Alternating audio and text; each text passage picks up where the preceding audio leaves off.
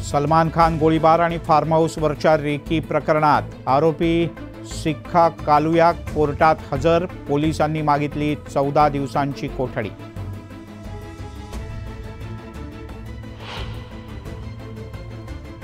विक्रोळीतील अनधिकृत फेरीवाल्यांवर कारवाईचा बडगा. माजी महापौर दत्ता दळवी यांना धक्काबुक्की, शिवीगाळ झाल्यानंतर पोलिसांची कारवाई.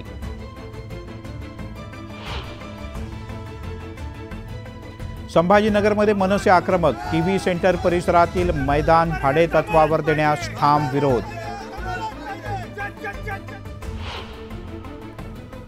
हिंगोलीतील माजी आमदार रामराव वडकुते नाराज असल्याची चर्चा. महाराष्ट्र राज्य शेळी मेंढी विकास महामंडळाचं अध्यक्षपद स्वीकारण्यास वडकुते यांचा नकार.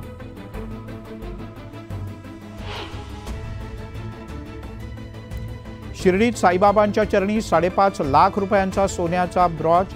कर्नाटकातील भाविकाकडून बाबांच्या चरणी सुवर्णदान. यवतमाळमध्ये 2800 ते 4000 रुपये प्रति क्विंटल प्रमाणे सोयाबीनची विक्री. उत्पादनाचा खर्चही निघत नसल्यानं शेतकरी हवालदिल. माओवादी संघटनेचा 20वा वर्धापन दिन साजरा. सुरक्षा यंत्रणांना आव्हान देऊन शेकडो जण कार्यक्रमात सहभागी.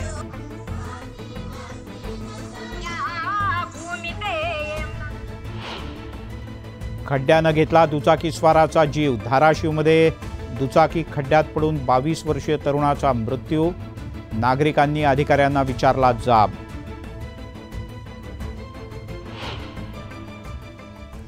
आपण पाहताय न्यूज 18 लोकमत. आणि आता राज्यभरातल्या बातम्यांचा वेगवान आढावा. पण त्यापूर्वी एक ब्रेकिंग न्यूज हाती येते. राज्याचे मुख्यमंत्री एकनाथ शिंदे, उपमुख्यमंत्री देवेंद्र फडणवीस आणि उपमुख्यमंत्री अजित पवार हे थोड्याच वेळापूर्वी नवी दिल्लीसाठी रवाना झाले आहेत.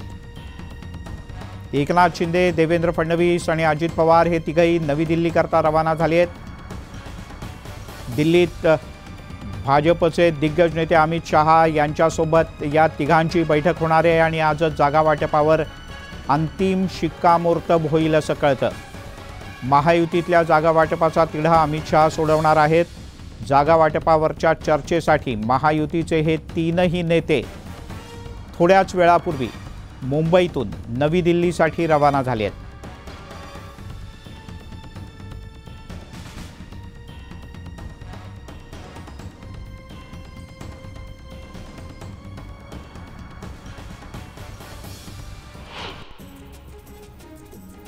आणि आता बातमी छत्तीस जिल्ह्यांची. उद्धव ठाकरे यांच्या पक्षानं भाजपसह राणेंना मोठा धक्का दिलाय. राजन तेली यांचा ठाकरेंच्या पक्षात प्रवेश झालाय.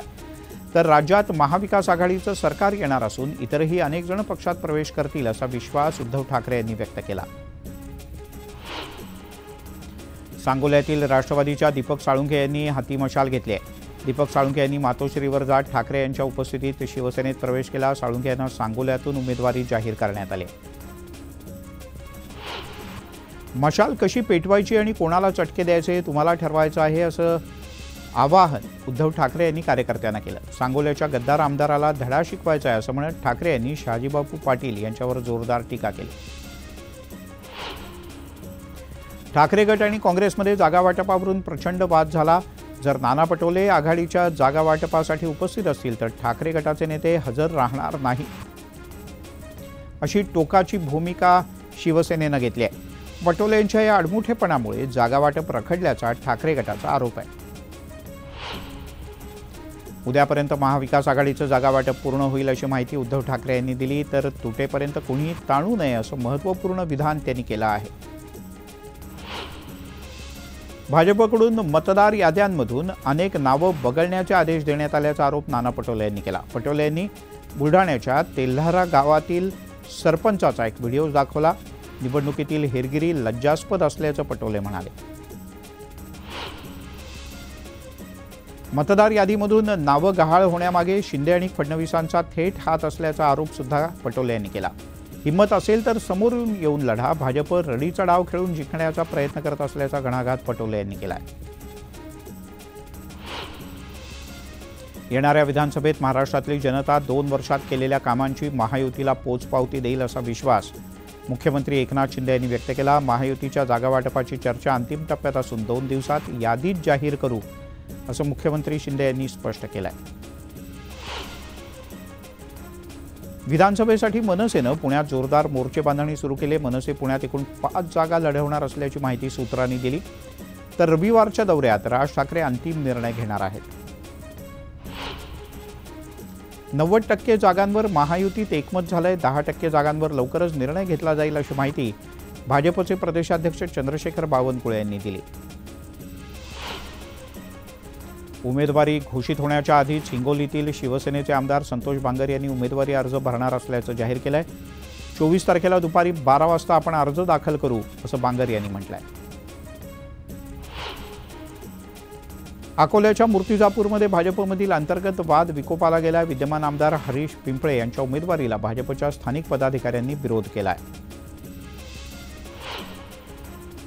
जाहीरनाम्यात मराठा आरक्षणाचा उल्लेख करणाऱ्या पक्षाला मतदान करणार असल्याची भूमिका मराठा क्रांती मोर्चानं घेतली. आम्हाला राजकारणावरून काहीही घेणं देणं नाही, असंही त्यांनी ठामपणे सांगितलं. साताऱ्याच्या कोरेगावमध्ये शिवसेना आमदार महेश शिंदे यांच्या उपस्थितीत महायुती सरकारचा रिपोर्ट कार्ड त्याचं प्रकाशन करण्यात आलं. मागच्या 2.5 वर्षात चांगली विकास कामं झाल्याची प्रतिक्रिया शिंदे यांनी दिली. मी तुतारीवर लढणारच असा पवित्रा माजी आमदार संदीप बजोरिया यांनी घेतलाय. त्यामुळे यवतमाळमध्ये महाविकास आघाडीत बिघाडी होण्याची शक्यता आहे.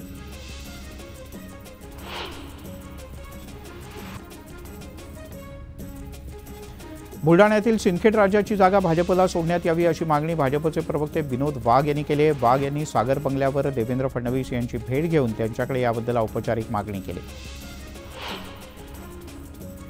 बोगस मतदारांच्या मुद्द्यावर भाजप आक्रमक झाले. आमदार देवयानी फरांदे यांनी निवडणूक अधिकाऱ्यांची भेट घेत एक निवेदन दिलं. एकट्या नाशिकमध्ये 20,000 पेक्षा अधिक बोगस मतदार असल्याचा दावा त्यांनी केलाय. ऐन निवडणुकांच्या तोंडावर बुलढाण्यात काँग्रेसच्या मतदारांची नावं यादीतून वगळली जात असल्याचा आरोप जिल्हाध्यक्ष राहुल बोंद्रे यांनी केलाय. चिखली मतदारसंघात 1,500 मतदारांच्याकडून 7 नंबरचा अर्ज भरून घेण्यात आल्याचा दावाही त्यांनी केला. समाजवादी पार्टीचे अध्यक्ष अखिलेश यादव यांचं मालेगावात जंगी स्वागत करण्यात आलं. निवडणुकीच्या पार्श्वभूमीवर अखिलेश यादव यांची आज सभा होणार आहे. भिवंडी पश्चिम विधानसभा मतदारसंघात यंत्रणा सज्ज झाली आहे. लोकसभेत या मतदारसंघातील मतदानात 5% वाढ झाली होती. त्यामुळे यंदा टक्केवारी वाढवण्यासाठी जनजागृती कार्यक्रम राबवला जाणार आहे. माजी खासदार नवनीत राणा अमरावतीच्या दर्यापूरमधून विधानसभा निवडणूक लढण्याची शक्यता आहे. लोकसभा निवडणुकीत पराभव झाल्यानंतर भाजप राणा यांना पुन्हा उमेदवारी देऊ शकतं. लोकसभा निवडणुकीत तिकीट नाकारल्यानं नाराज होऊन शिवसेनेतून भाजपमध्ये प्रवेश केलेले राजेंद्र गावित पालघर विधानसभेच्या जागेसाठी आग्रही आहेत. पालघरमधून उमेदवारी मिळावी अशी मागणी गावित यांनी केली आहे. नाशिक पश्चिम मतदारसंघातून लढण्यासाठी माजी महापौर दशरथ पाटील इच्छुक आहेत. दशरथ पाटील यांनी स्वराज्य संघटनेतून लढण्यासाठी छत्रपती संभाजीराजे यांची भेट घेतली. कल्याणमध्ये शिवसेना शहर प्रमुखानं बंडाचे संकेत दिलेत. भाजपनं गणपत गायकवाड किंवा त्यांच्या कुटुंबियांना उमेदवारी दिली तर अपक्ष निवडणूक लढणार असा इशारा महेश गायकवाड यांनी दिला आहे. नारायण राणे आणि उपमुख्यमंत्री देवेंद्र फडणवीस यांच्यामध्ये बैठक झाली. या बैठकीत कुडाळ मालवण मतदारसंघासाठी निलेश राणे यांच्या उमेदवारीवर चर्चा झाल्याची माहिती आहे. पारंपरिक मतदारसंघ असलेल्या श्रीवर्धनच्या जागेवर काँग्रेसनं दावा केला आहे. सुनील तटकरे, आदिती तटकरे, अजित पवार या गटात गेल्यानं राजेंद्र ठाकूर यांनी पक्षाकडे उमेदवारी मागितली आहे. उमेदवारीवरून भाजपमधला अंतर्गत वाद चव्हाट्यावर आला. विद्यमान आमदाराच्या ऐवजी इच्छुकांमधील एकाला उमेदवारी द्यावी अशी मागणी इच्छुकांच्या वतीनं करण्यात आली आहे. शहराध्यक्ष प्रशांत जाधव यांच्यासह अनेक इच्छुक हे भाजप कार्यालयात येऊन धडकले. नाशिकमध्ये 4 विधानसभा मतदारसंघांपैकी 3 विधानसभा मतदारसंघात भाजपचे विद्यमान आमदार आहेत. असं असतानाही भाजपमधला अंतर्गत कलह चव्हाट्यावर आलाय. यांच्यातील वाद मिटवणं भाजपच्या पक्षश्रेष्ठींच्या समोरचं मोठं आव्हान आहे. मोहोळमधील शिवसेनेचे नेते सोमेश क्षीरसागर यांनी पुन्हा शरद पवार यांची भेट घेतली। मोहोळमधून तुतारी चिन्हावर लढण्यासाठी क्षीरसागर इच्छुक आहेत। उमरखेड विधानसभा मतदारसंघात ठाकरे गटाचा उमेदवार असावा अशी मागणी पदाधिकाऱ्यांनी केली आहे। उमेदवार न दिल्यास राजीनामा देण्याचा पवित्रा इथल्या स्थानिक पदाधिकाऱ्यांनी घेतलाय। छत्रपती संभाजीनगरच्या सिल्लोडमध्ये भाजपला मोठा धक्का बसलाय। भाजपच्या सुरेश बनकर यांनी ठाकरे गटात प्रवेश केलाय। सुरेश बनकर सिल्लोडमध्ये सत्तार यांच्या विरोधात निवडणूक लढवणार आहेत। तुळजापूरमधील बोगस मतदार प्रकरणाला राजकीय वळण लागलंय। मतदारसंघातील बोगस नावं ही भाजपच्या राणा पाटील यांनी लावल्याचा आरोप मधुकर चव्हाण यांनी केला। रुपाली चाकणकर यांच्या प्रति केलेली कौतुकाची पोस्ट अजित पवार यांनी डिलीट केली। चाकणकर यांच्या निवडीला विरोध असल्यानं दादांची फेसबुकवरची पोस्ट डिलीट करण्यात आल्याचं कळतं। रुपाली चाकणकर यांची राज्य महिला आयोगाच्या अध्यक्षपदी निवड करण्यात आल्यानं राष्ट्रवादी काँग्रेस पक्षात नाराजी नाट्य सुरू झालंय। अशात रुपाली ठोंबरे यांनी आज अजित पवार यांची भेट घेतली। नांदेड लोकसभेच्या पोटनिवडणुकीत इम्तियाज जलील यांनी उडी घेतली। एमआयएमच्या एंट्रीमुळे नांदेडमध्ये महाविकास आघाडीच्या अडचणी वाढण्याची शक्यता आहे। अभिनेते सयाजी शिंदे यांनी अजित पवार यांच्या राष्ट्रवादीत प्रवेश केला। आपल्या झाडांसाठी वनमंत्री व्हायची इच्छा असल्याची भावना सयाजी शिंदे यांनी बोलून दाखवली।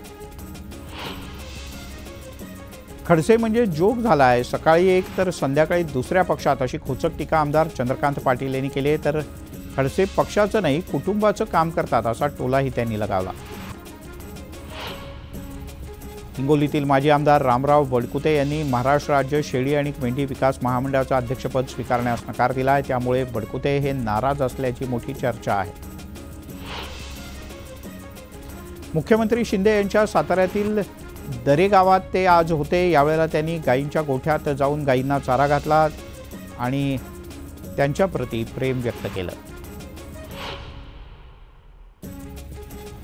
मुख्यमंत्री मुंबईकडे येत असताना खराब हवामानामुळे लँडिंग रद्द झालं। त्यामुळे एकनाथ शिंदे पुन्हा एकदा दरे गावात पोहोचले।